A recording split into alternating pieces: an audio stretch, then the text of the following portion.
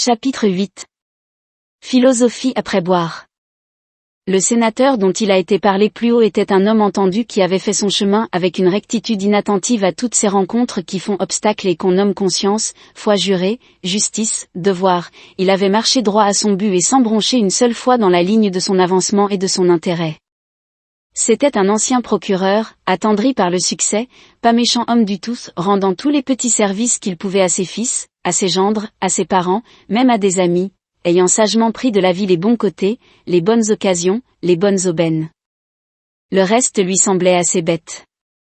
Il était spirituel, et juste assez lettré pour se croire un disciple d'Épicure en n'étant peut-être qu'un produit de Pigolbrun.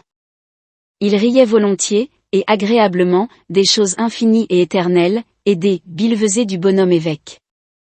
Il en riait quelquefois, avec une aimable autorité, devant monsieur Myriel lui-même, qui écoutait. À je ne sais plus quelle cérémonie demi-officielle, le comte *****, ce sénateur et monsieur Myriel durent dîner chez le préfet. Au dessert, le sénateur, un peu égayé, quoique toujours digne, s'écria. Parbleu, monsieur l'évêque, causons. Un sénateur et un évêque se regardent difficilement sans cligner de l'œil. Nous sommes deux augures. Je vais vous faire un aveu. J'ai ma philosophie. Et vous avez raison, répondit l'évêque. Comme on fait sa philosophie on se couche. Vous êtes sur le lit de pourpre, monsieur le sénateur. Le sénateur, encouragé, reprit. Soyons bons enfants. Bon diable même, dit l'évêque. Je vous déclare, reprit le sénateur, que le marquis d'Argent, Piron, Hobbes et monsieur Naigeon ne sont pas des maroufles. J'ai dans ma bibliothèque tous mes philosophes dorés sur tranche. Comme vous-même, monsieur le comte, interrompit l'évêque. Le sénateur poursuivit. Je hais Diderot, c'est un idéologue, un déclamateur et un révolutionnaire, au fond croyant en Dieu, et plus bigot que Voltaire. Voltaire s'est moqué de Nédame, et il a eu tort, car les anguilles de Nédame prouvent que Dieu est inutile. Une goutte de vinaigre dans une cuillerée de pâte de farine supplée le fiat lux. Supposez la goutte plus grosse et la cuillerée plus grande, vous avez le monde. L'homme, c'est l'anguille. Alors à quoi bon le Père éternel? Monsieur l'évêque, l'hypothèse Jéhovah me fatigue. Elle n'est bonne qu'à produire des gens maigres qui songent creux. À bas ce grand tout qui me tracasse. Vive zéro qui me laisse tranquille. De vous à moi, et pour vider mon sac, et pour me confesser à mon pasteur comme il convient, je vous avoue que j'ai du bon sens. Je ne suis pas fou de votre Jésus qui prêche à tout bout de champ le renoncement et le sacrifice. Conseil d'avare à des gueux. Renoncement. Pourquoi? Sacrifice. À quoi? Je ne vois pas qu'un loup s'immole au bonheur d'un autre loup. Restons donc dans la nature. Nous sommes au sommet, ayons la philosophie supérieure. Que sert d'être en haut, si l'on ne voit pas plus loin que le bout du nez des autres? Vivons gaiement. La vie, c'est tout. Que l'homme ait un autre avenir, ailleurs, là-haut, là-bas, quelque part, je n'en crois pas un traître mot. Ah! L'on me recommande le sacrifice et le renoncement, je dois prendre garde à tout ce que je fais, il faut que je me casse la tête sur le bien et le mal, sur le juste et l'injuste, sur le FAS et le NEFA. Pourquoi? Parce que j'aurai à rendre compte de mes actions. Quand?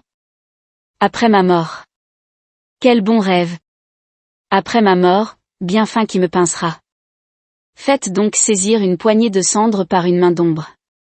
Disons le vrai, nous qui sommes des initiés et qui avons levé la jupe d'Isis, il n'y a ni bien, ni mal, il y a de la végétation. Cherchons le réel.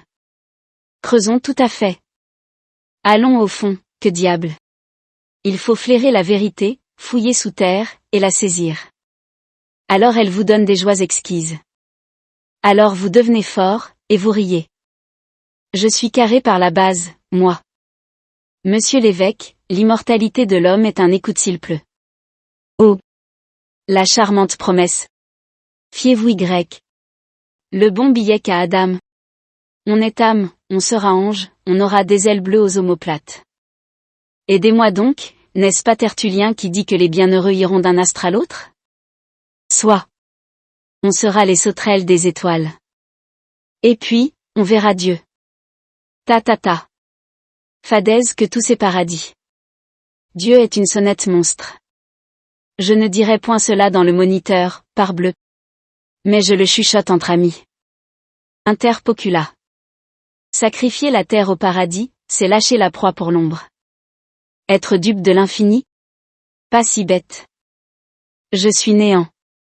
Je m'appelle Monsieur le comte Néant, sénateur. Étais-je avant ma naissance? Non. Serais-je après ma mort? Non. Que suis-je? Un peu de poussière agrégée par un organisme. Qu'ai-je à faire sur cette terre? J'ai le choix. Souffrir ou jouir? Où me mènera la souffrance? Au néant. Mais j'aurai souffert. Où me mènera la jouissance? Au néant. Mais j'aurai joui. Mon choix est fait. Il faut être mangeant ou manger. Je mange. Mieux vaut être l'Adam que l'herbe. Telle est ma sagesse. Après quoi, va comme je te pousse, le fossoyeur est là, le panthéon pour nous autres, tout tombe dans le grand trou. Fin. Fini. Liquidation totale. Ceci est l'endroit de l'évanouissement. La mort est morte, croyez-moi. Qu'il y ait là quelqu'un qui ait quelque chose à me dire, je ris d'y songer. Invention de nourrice. Croque-mitaine pour les enfants, Jéhovah pour les hommes. Non, notre lendemain est de la nuit. Derrière la tombe, il n'y a plus que des néants égaux. Vous avez été Sardanapale, vous avez été Vincent de Paul, cela fait le même rien. Voilà le vrai. Donc vivez, par-dessus tout. Usez de votre moi pendant que vous le tenez. En vérité, je vous le dis, monsieur l'évêque, j'ai ma philosophie, et j'ai mes philosophes. Je ne me laisse pas enguirlander par des balivernes. Après ça, il faut bien quelque chose à ceux qui sont en bas, aux va-nu-pieds, aux gagne-petits, aux misérables. On leur donne à gober les légendes, les chimères, l'âme, l'immortalité, le paradis, les étoiles. Ils mâchent cela. Ils le mettent sur leur pain sec. Qui n'a rien à le bon Dieu. C'est bien le moins. Je n'y fais point obstacle, mais je garde pour moi monsieur Neigeon. Le bon Dieu est bon pour le peuple. L'évêque battit des mains. Voilà parler, s'écria-t-il. L'excellente chose, est vraiment merveilleuse, que ce matérialisme-là. Ne l'a pas qui veut. Ah. Quand on l'a, on n'est plus dupe, on ne se laisse pas bêtement exiler comme Caton, ni lapider comme Étienne, ni brûler vif comme Jeanne d'Arc. Ceux qui ont réussi à se procurer ce matérialisme admirable ont la joie de se sentir irresponsables, et de penser qu'ils peuvent dévorer tous sans inquiétude, les places, les sinécures, les dignités, le pouvoir bien ou mal acquis, les palinodies lucratives, les trahisons utiles, les savoureuses capitulations de conscience, et qu'ils entreront dans la tombe, leur digestion faite. Comme c'est agréable. Je ne dis pas cela pour vous, monsieur le sénateur.